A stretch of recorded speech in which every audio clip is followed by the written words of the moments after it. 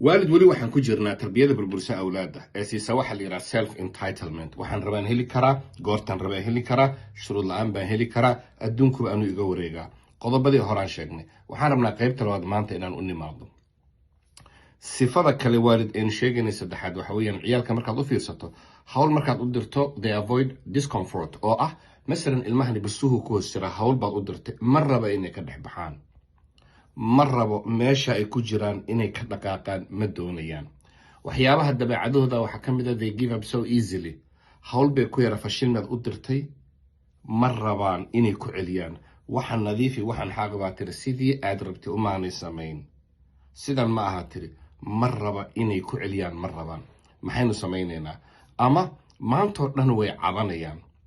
markaasoo kale waxaad ogaataa khaladka aad samaysay waxa weeye you overprotected them and not equipped them, oo ah waad ka badbadiso guri dhala aad ku korisay adaa meeshan soo gaarsiiyey, ma aadan siin jihayntii iyo tilmaantii hawshan ay ku qaban lahayn. marka iyada xalka waxa weeyaan inaad siiso wax la yiraahdo emotional resilience, oo ah in adoo qalbiga u dhisaya haddana hawshii ay sameeyaan waxaad leedahay waan ogahay hawshaas inay adag tahay laakiin waad samayn kartaa.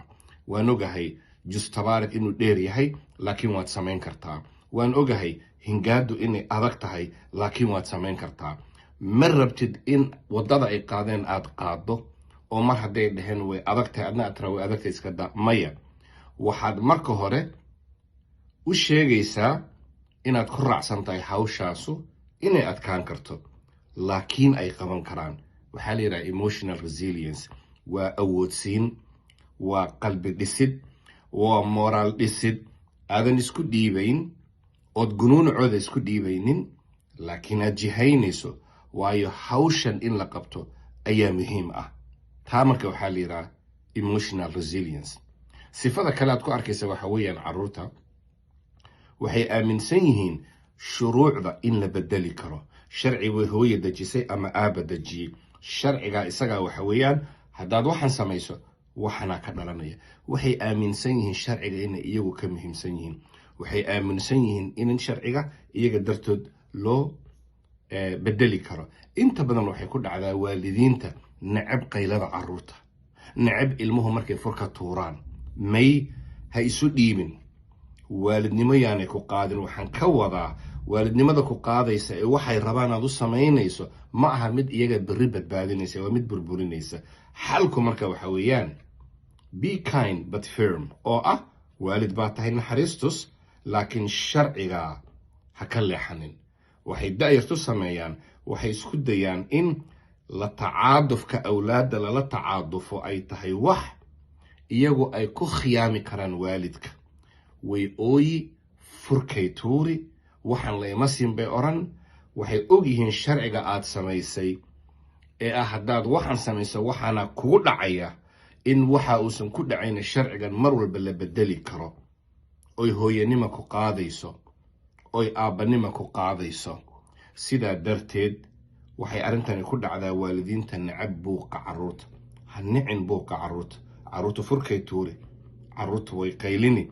waxaad waalid u tahay ma aha markay qayliyaan inay hooyanima ku qaado aad tiraahdo hooyo iska sii walaashaa waxan, aabe walaalkaa weeye iska sii remote controlka, hooyo kabihiisu meeshaa dhigay fadlan u qaad. may waa in sharciga ay u hoggaansamaan. waalidoo maalinka ay bartaan carruurtu inay iyagu ka muhiimsan yihiin sharciga, sharci ma jirayo guriga.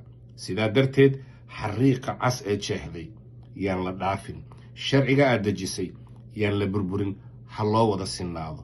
haddaad middaas samayso ilmo wuxuu noqon beri meel walbuu tago shuruucda iyo qawaaniinta dejisan og in aadamaha loo sameeyey shuruucdana ay ka muhiimsan yihiin aadamaha.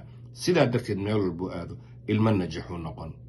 qodobada kale intaanu ku darayno fadlan muuqaaladan sheer garee oo janaalka waalid legacy follow iyo subscribe. wassalaamu calaykum waraxmatullah.